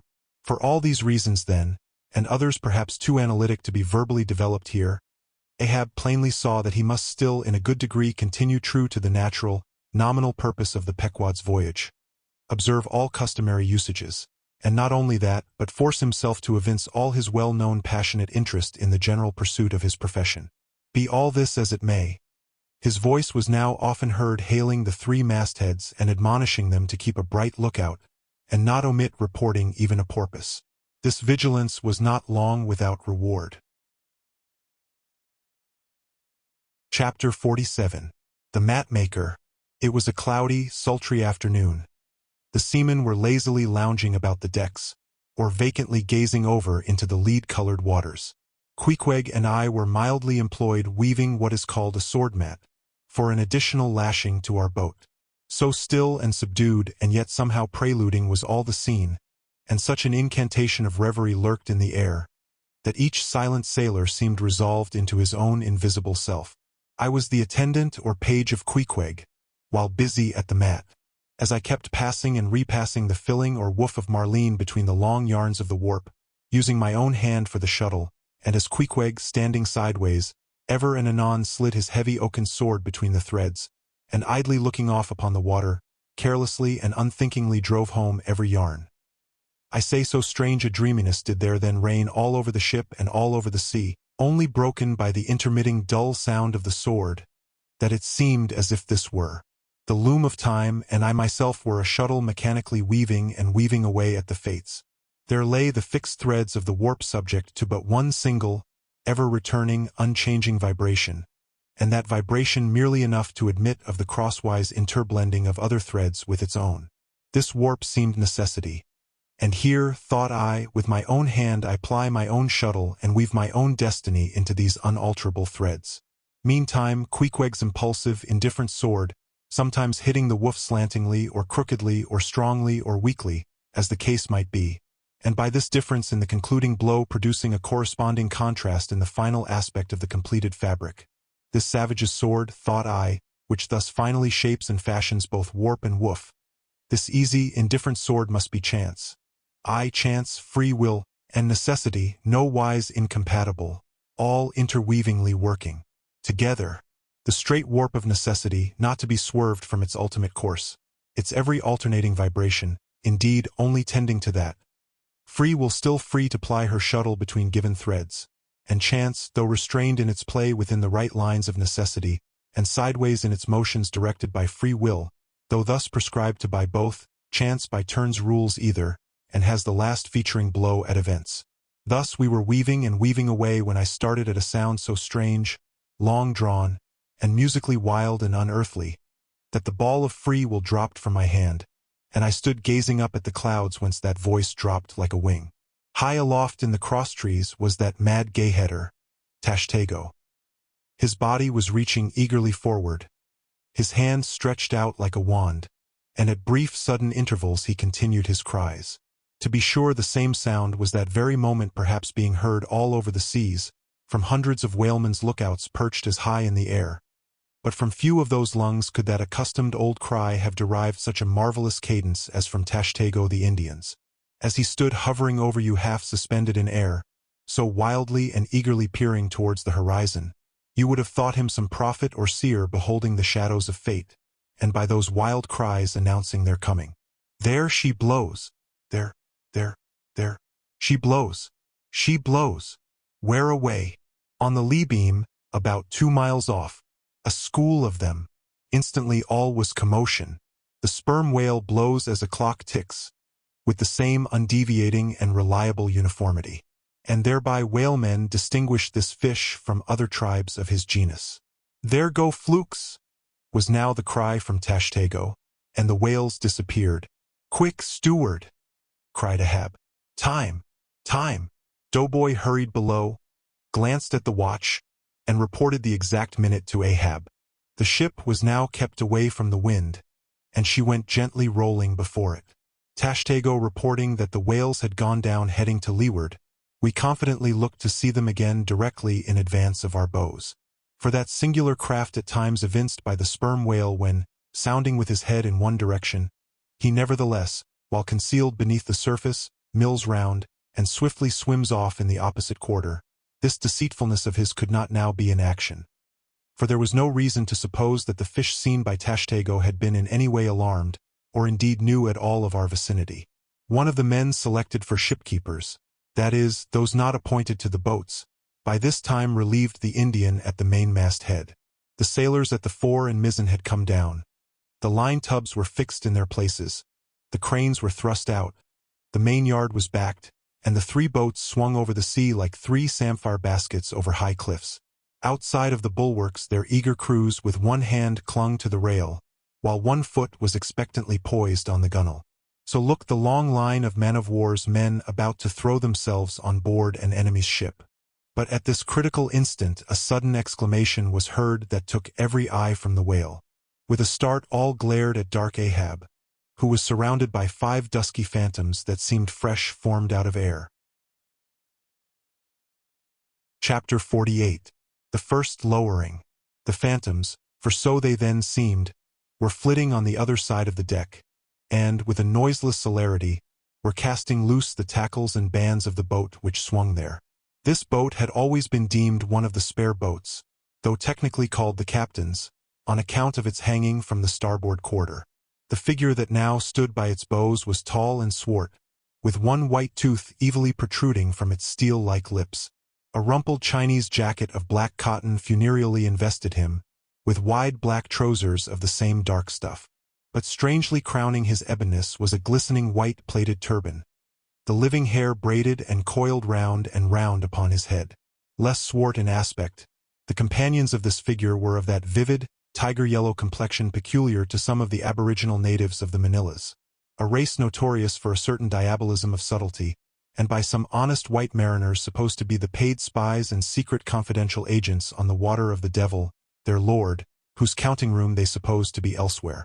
While yet the wondering ship's company were gazing upon these strangers, Ahab cried out to the white-turbaned old man at their head, "All ready there, Fedallah?" "Ready," was the half-hissed reply. "Lower away then, d'ye hear?" shouting across the deck. "Lower away there, I say." Such was the thunder of his voice, that spite of their amazement the men sprang over the rail. The sheaves whirled round in the blocks. With a wallow, the 3 boats dropped into the sea, while, with a dexterous, off-handed daring, unknown in any other vocation, the sailors, goat-like, leaped down the rolling ship's side into the tossed boats below. Hardly had they pulled out from under the ship's lee, when a 4th keel, coming from the windward side, pulled round under the stern, and showed the 5 strangers rowing Ahab, who, standing erect in the stern, loudly hailed Starbuck, Stubb, and Flask, to spread themselves widely, so as to cover a large expanse of water. But with all their eyes again riveted upon the swart Fedallah and his crew, the inmates of the other boats obeyed not the command. "Captain Ahab?" said Starbuck. "Spread yourselves," cried Ahab. "Give way, all 4 boats. Thou, Flask, pull out more to leeward." "Aye, aye, sir," cheerily cried little King Post, sweeping round his great steering oar. "Lay back," addressing his crew. "There, there, there again. There she blows right ahead, boys. Lay back. Never heed yonder yellow boys, Archie." "Oh, I don't mind 'em, sir," said Archie. "I knew it all before now. Didn't I hear 'em in the hold? And didn't I tell Cabacco hear of it? What say ye, Cabacco?" "They are stowaways, Mr. Flask. Pull, pull, my fine hearts alive. Pull, my children. Pull, my little ones." Drawingly and soothingly sighed Stubb to his crew, some of whom still showed signs of uneasiness. "Why don't you break your backbones, my boys? What is it you stare at? Those chaps in yonder boat? Tut, they are only 5 more hands come to help us. Never mind from where, the more the merrier. Pull, then, do pull. Never mind the brimstone. Devils are good fellows enough. So, there you are now. That's the stroke for £1,000. That's the stroke to sweep the stakes. Hurrah for the gold cup of sperm oil. My heroes. 3 cheers, men. All hearts alive. Easy, easy. Don't be in a hurry. Don't be in a hurry. Why don't you snap your oars, you rascals? Bite something, you dogs. So, then. Softly, softly. That's it. That's it. Long and strong. Give way there. Give way. The devil fetch ye, ye ragamuffin rapscallions. Ye are all asleep. Stop snoring, ye sleepers, and pull. Meantime Ahab, out of hearing of his officers, having sighted the furthest to windward, was still ranging ahead of the other boats. A circumstance bespeaking how potent a crew was pulling him. Those tiger-yellow creatures of his seemed all steel and whalebone. Like 5 trip-hammers they rose and fell with regular strokes of strength, which periodically started the boat along the water like a horizontal burst boiler out of a Mississippi steamer. As for Fedallah, who was seen pulling the harpooneer oar, he had thrown aside his black jacket, and displayed his naked chest with the whole part of his body above the gunwale, clearly cut against the alternating depressions of the watery horizon. While at the other end of the boat Ahab, with one arm, like a fencer's, thrown half backward into the air, as if to counterbalance any tendency to trip, Ahab was seen steadily managing his steering, or as in 1,000 boat lowerings ere the white whale had torn him. All at once the outstretched arm gave a peculiar motion and then remained fixed, while the boat's 5 oars were seen simultaneously peaked. Boat and crew sat motionless on the sea. Instantly the 3 spread boats in the rear paused on their way.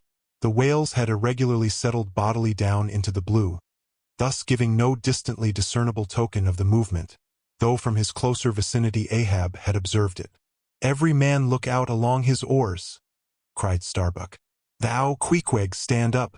Nimbly springing up on the triangular raised box in the bow, the savage stood erect there, and with intensely eager eyes gazed off towards the spot where the chase had last been descried. Likewise upon the extreme stern of the boat, where it was also triangularly platformed level with the gunwale, Starbuck himself was seen coolly and adroitly balancing himself to the jerking tossings of his chip of a craft, and silently eyeing the vast blue eye of the sea.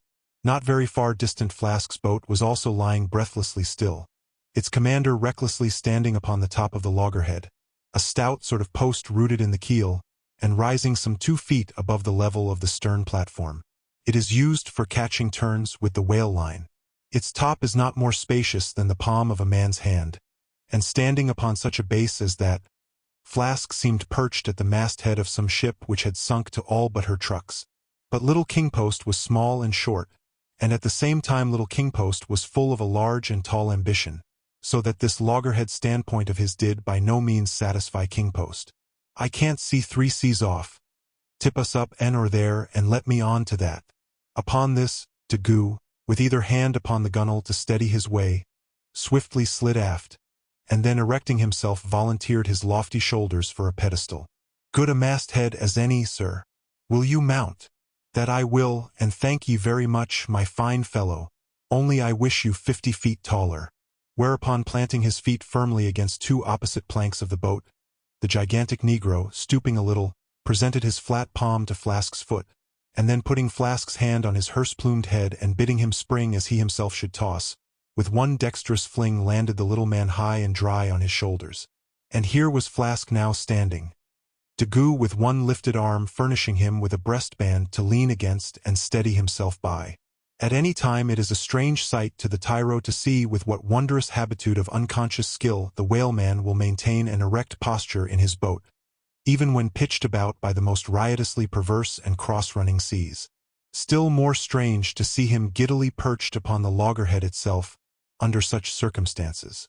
But the sight of little Flask mounted upon gigantic Daggoo was yet more curious, for sustaining himself with a cool, indifferent, easy, unthought of barbaric majesty, the noble Negro to every roll of the sea harmoniously rolled his fine form. On his broad back, flaxen-haired Flask seemed a snowflake. The bearer looked nobler than the rider. Though truly vivacious, tumultuous, ostentatious little Flask would now and then stamp with impatience. But not one added heave did he thereby give to the Negro's lordly chest. So have I seen passion and vanity stamping the living magnanimous earth. But the earth did not alter her tides and her seasons for that. Meanwhile Stubb, the third mate, betrayed no such far-gazing solicitudes. The whales might have made one of their regular soundings, not a temporary dive from mere fright. And if that were the case, Stubb, as his wont in such cases, it seems, was resolved to solace the languishing interval with his pipe. He withdrew it from his hatband, where he always wore it aslant like a feather. He loaded it and rammed home the loading with his thumb end. But hardly had he ignited his match across the rough sandpaper of his hand, when Tashtego, his harpooner, whose eyes had been setting to windward like two fixed stars, suddenly dropped like light from his erect attitude to his seat, crying out in a quick frenzy of hurry, "Down, down all, and give way! There they are!" To a landsman, no whale, nor any sign of a herring, would have been visible at that moment. Nothing but a troubled bit of greenish-white water, and thin scattered puffs of vapor hovering over it, and suffusingly blowing off to leeward, like the confused scud from white rolling billows. The air around suddenly vibrated and tingled, as it were, like the air over intensely heated plates of iron. Beneath this atmospheric waving and curling, and partially beneath a thin layer of water, also the whales were swimming. Seen in advance of all the other indications, the puffs of vapor they spouted seemed their forerunning couriers and detached flying outriders. All four boats were now in keen pursuit of that one spot of troubled water and air, but it bade far to outstrip them. It flew on and on, as a mass of interblending bubbles borne down a rapid stream from the hills. "Pull, pull, my good boys," said Starbuck, in the lowest possible but intensest concentrated whisper to his men, while the sharp fixed glance from his eyes darted straight ahead of the bow, almost seemed as two visible needles in two unerring binnacle compasses. He did not say much to his crew, though, nor did his crew say anything to him. Only the silence of the boat was at intervals startlingly pierced by one of his peculiar whispers, now harsh with command, now soft with entreaty. How different the loud little king-post! "Sing out and say something, my hearties! Roar and pull, my thunderbolts! Beach me on their black backs, boys! Only do that for me, and I'll sign over to you my Martha's Vineyard plantation, boys, including wife and children, boys. Lay me on! Lay me on! Oh Lord, Lord! But I shall go stark, staring mad. See that white water!" And so shouting, he pulled his hat from his head, and stamped up and down on it. Then picking it up, flirted it far off upon the sea, and finally fell to rearing and plunging in the boat's stern like a crazed colt from the prairie.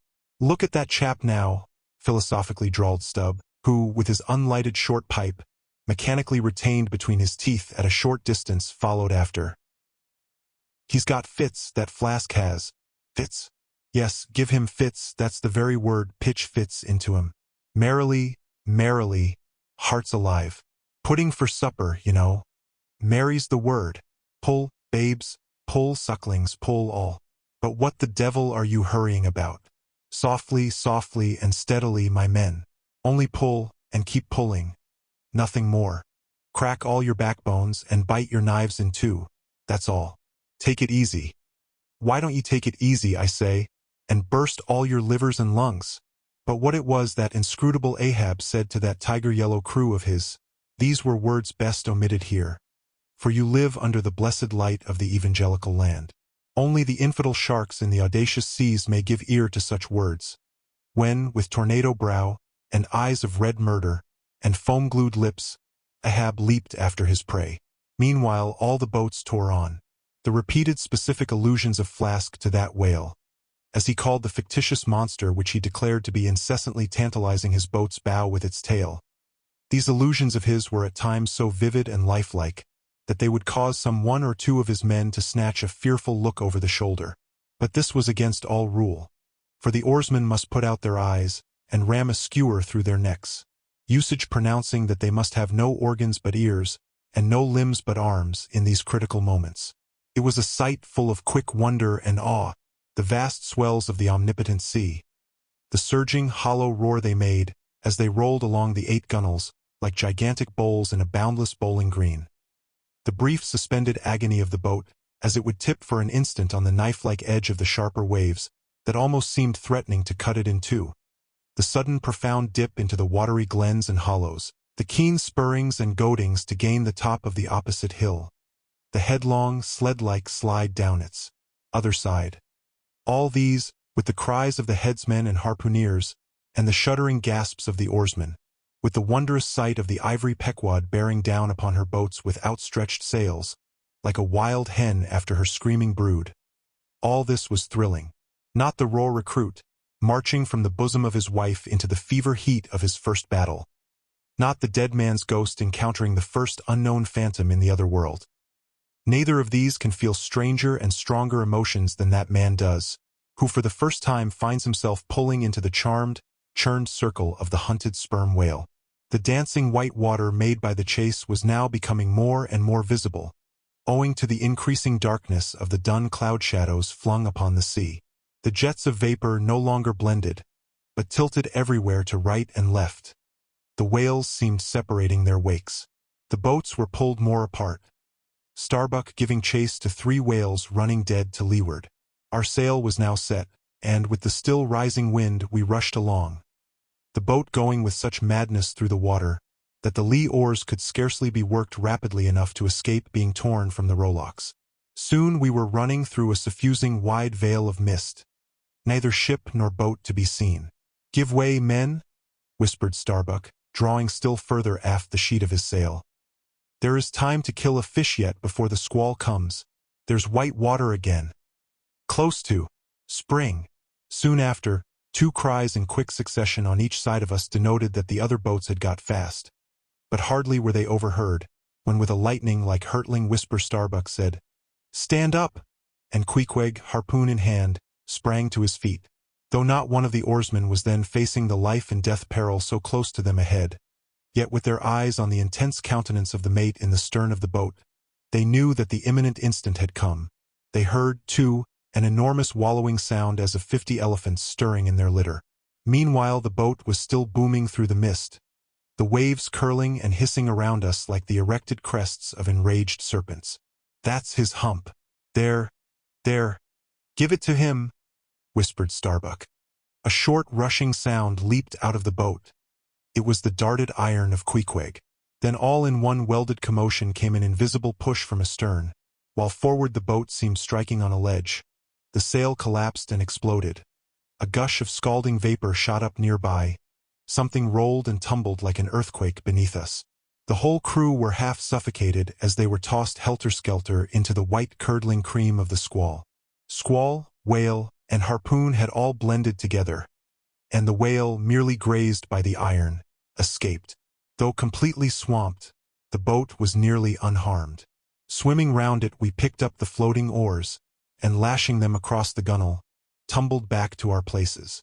There we sat up to our knees in the sea, the water covering every rib and plank, so that to our downward gazing eyes the suspended craft seemed a coral boat grown up to us from the bottom of the ocean.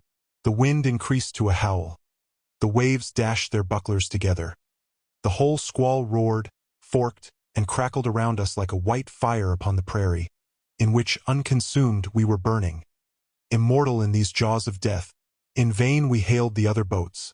As well roar to the live coals down the chimney of a flaming furnace as hail those boats in that storm. Meanwhile the driving scud, rack, and mist grew darker with the shadows of night. No sign of the ship could be seen. The rising sea forbade all attempts to bail out the boat. The oars were useless as propellers, performing now the office of life-preservers. So, cutting the lashing of the waterproof match keg, after many failures Starbuck contrived to ignite the lamp in the lantern. Then, stretching it on a waif pole, handed it to Queequeg as the standard-bearer of this forlorn hope. There, then, he sat, holding up that imbecile candle in the heart of that almighty forlornness. There, then, he sat, the sign and symbol of a man without faith, hopelessly holding up hope in the midst of despair. Wet, drenched through, and shivering cold, despairing of ship or boat, we lifted up our eyes as the dawn came on. The mist still spread over the sea. The empty lantern lay crushed in the bottom of the boat. Suddenly Queequeg started to his feet, hollowing his hand to his ear. We all heard a faint creaking, as of ropes and yards hitherto muffled by the storm. The sound came nearer and nearer. The thick mists were dimly parted by a huge, vague form. Affrighted, we all sprang into the sea as the ship at last loomed into view. bearing right down upon us within a distance of not much more than its length. Floating on the waves we saw the abandoned boat, as for one instant it tossed and gaped beneath the ship's bows like a chip at the base of a cataract, and then the vast hull rolled over it, and it was seen no more till it came up weltering astern. Again we swam for it, were dashed against it by the seas, and were at last taken up and safely landed on board. Ere the squall came close to, the other boats had cut loose from their fish and returned to the ship in good time. The ship had given us up, but was still cruising, if haply it might light upon some token of our perishing, an oar or a lance pole. Chapter 49. The Hyena. There are certain queer times and occasions in this strange mixed affair we call life when a man takes this whole universe for a vast practical joke, though the wit thereof he but dimly discerns, and more than suspects that the joke is at nobody's expense but his own. However, nothing dispirits, and nothing seems worth while disputing. He bolts down all events, all creeds and beliefs and persuasions, all hard things visible and invisible, never mind how knobby, as an ostrich of potent digestion gobbles down bullets and gun flints. And as for small difficulties and worryings, prospects of sudden disaster, peril of life and limb, all these and death itself seem to him only sly, good-natured hits, and jolly punches in the side bestowed by the unseen and unaccountable old joker. That odd sort of wayward mood I am speaking of comes over a man only in some time of extreme tribulation. It comes in the very midst of his earnestness, so that what just before might have seemed to him a thing most momentous, now seems but a part of the general joke. There is nothing like the perils of whaling to breed this free and easy sort of genial, desperado philosophy, and with it I now regarded this whole voyage of the Pequod, and the great white whale its object. "Queequeg," said I, when they had dragged me, the last man, to the deck, and I was still shaking myself in my jacket to fling off the water. "Queequeg, my fine friend, does this sort of thing often happen?"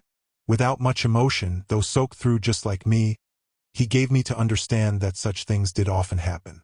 "Mr. Stubb," said I, turning to that worthy, who, buttoned up in his oil jacket, was now calmly smoking his pipe in the rain. "Mr. Stubb, I think I have heard you say that of all whalemen you ever met, our chief mate, Mr. Starbuck, is by far the most careful and prudent. I suppose, then, that going plump on a flying whale with your sail set in a foggy squall is the height of a whaleman's discretion." "Certain. I've lowered for whales from a leaking ship in a gale off Cape Horn." "Mr. Flask," said I, turning to little King Post, who was standing close by, "you are experienced in these things, and I am not. Will you tell me whether it is an unalterable law in this fishery, Mr. Flask, for an oarsman to break his own back pulling himself back foremost into death's jaws?" "Can't you twist that smaller?" said Flask. "Yes, that's the law. I should like to see a boat's crew backing water up to a whale face foremost. Ha, ha! The whale would give them squint for squint. Mind that." Here, then, from 3 impartial witnesses, I had a deliberate statement of the entire case. Considering, therefore, that squalls and capsizings in the water and consequent bivouacs on the deep were matters of common occurrence in this kind of life. Considering that at the superlatively critical instant of going on to the whale I must resign my life into the hands of him who steered the boat, oftentimes a fellow who at that very moment is in his impetuousness upon the point of scuttling the craft with his own frantic stampings. Considering that the particular disaster to our own particular boat was chiefly to be imputed to Starbuck's driving on to his whale almost in the teeth of a squall, and considering that Starbuck, notwithstanding, was famous for his great heedfulness in the fishery. Considering that I belonged to this uncommonly prudent Starbuck's boat, and finally considering in what a devil's chase I was implicated, touching the white whale. Taking all things together, I say, I thought I might as well go below and make a rough draft of my will. "Queequeg," said I, "come along, you shall be my lawyer, executor, and legatee." It may seem strange that of all men sailors should be tinkering at their last wills and testaments, but there are no people in the world more fond of that diversion. This was the 4th time in my nautical life that I had done the same thing.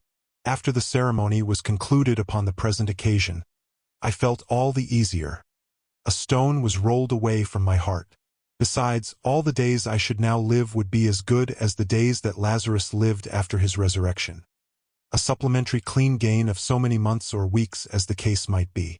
I survived myself. My death and burial were locked up in my chest. I looked round me tranquilly and contentedly, like a quiet ghost with a clean conscience sitting inside the bars of a snug family vault. Now then, thought I, unconsciously rolling up the sleeves of my frock, here goes a cool, collected dive at death and destruction, and the devil fetch the hindmost. Chapter 50. Ahab's Boat and Crew. Fedallah. Who would have thought it, Flask? Cried Stubb. If I had but one leg you would not catch me in a boat, unless maybe to stop the plug-hole with my timber toe. Oh, he's a wonderful old man. I don't think it's so strange, after all, on that account, said Flask. If his leg were off at the hip, now, it would be a different thing. That would disable him. But he has one knee and good part of the other left, you know. I don't know that, my little man. I never yet saw him kneel. Among whale-wise people it has often been argued whether, considering the paramount importance of his life to the success of the voyage, it is right for a whaling captain to jeopardize that life in the active perils of the chase. So Tamerlane's soldiers often argued with tears in their eyes, whether that invaluable life of his ought to be carried into the thickest of the fight. But with Ahab the question assumed a modified aspect. Considering that with 2 legs man is but a hobbling wight in all times of danger, considering that the pursuit of whales is always under great and extraordinary difficulties, that every individual moment, indeed, then comprises a peril, under these circumstances is it wise for any maimed man to enter a whaleboat in the hunt? As a general thing, the joint owners of the Pequod must have plainly thought not. Ahab well knew that although his friends at home would think little of his entering a boat in certain comparatively harmless vicissitudes of the chase, for the sake of being near the scene of action and giving his orders in person, yet for Captain Ahab to have a boat actually apportioned to him as a regular headsman in the hunt, above all for Captain Ahab to be supplied with 5 extra men, as that same boat's crew, he well knew that such generous conceits never entered the heads of the owners of the Pequod. Therefore he had not solicited a boat's crew from them, nor had he in any way hinted his desires on that head. Nevertheless, he had taken private measures of his own touching all that matter. Until Cabaco's published discovery, the sailors had little foreseen it, though to be sure when, after being a little while out of port, all hands had concluded the customary business of fitting the whaleboats for service. When some time after this Ahab was now and then found bestirring himself in the matter of making thole pins with his own hands for what was thought to be one of the spare boats, and even solicitously cutting the small wooden skewers, which when the line is running out are pinned over the groove in the bow. When all this was observed in him, and particularly his solicitude in having an extra coat of sheathing in the bottom of the boat, as if to make it better withstand the pointed pressure of his ivory limb, and also the anxiety he evinced in exactly shaping the thigh-board, or clumsy cleat, as it is sometimes called, the horizontal piece in the boat's bow for bracing the knee against in darting or stabbing at the whale, when it was observed how often he stood up in that boat with his solitary knee fixed in the semicircular depression in the cleat, and with the carpenter's chisel gouged out a little here and straightened it a little there. All these things, I say, had awakened much interest and curiosity at the time. But almost everybody supposed that this particular preparative heedfulness in Ahab must only be with a view to the ultimate chase of Moby-Dick, for he had already revealed his intention to hunt that mortal monster in person. But such a supposition did by no means involve the remotest suspicion as to any boat's crew being assigned to that boat. Now, with the subordinate phantoms, what wonder remained soon waned away, for in a whaler wonders soon wane. Besides, now and then such unaccountable odds and ends of strange nations come up from the unknown nooks and ashholes of the earth to man these floating outlaws of whalers, and the ships themselves often pick up such queer castaway creatures found tossing about the open sea on planks, bits of wreck, oars, whaleboats, canoes, blown-off Japanese junks, and what not, that Beelzebub himself might climb up the side and step down into the cabin to chat with the captain, and it would not create any unsubduable excitement in the forecastle. But be all this as it may, certain it is that while the subordinate phantoms soon found their place among the crew, though still as it were somehow distinct from them, yet that hair-turbaned Fedallah remained a muffled mystery to the last. Whence he came in a mannerly world like this, by what sort of unaccountable tie he soon evinced himself to be linked with Ahab's peculiar fortunes. Nay, so far as to have some sort of a half-hinted influence. Heaven knows, but it might have been even authority over him. All this none knew. But one cannot sustain an indifferent air concerning Fedallah. He was such a creature as civilized, domestic people in the temperate zone only see in their dreams, and that but dimly. But the like of whom now and then glide among the unchanging Asiatic communities, especially the Oriental Isles to the east of the continent, those insulated, immemorial, unalterable countries, which even in these modern days still preserve much of the ghostly aboriginalness of Earth's primal generations, when the memory of the first man was a distinct recollection, and all men his descendants, unknowing whence he came, eyed each other as real phantoms, and asked of the sun and the moon why they were created and to what end. When though, according to Genesis, the angels indeed consorted with the daughters of men, the devils also, add the uncanonical rabbins, indulged in mundane amours.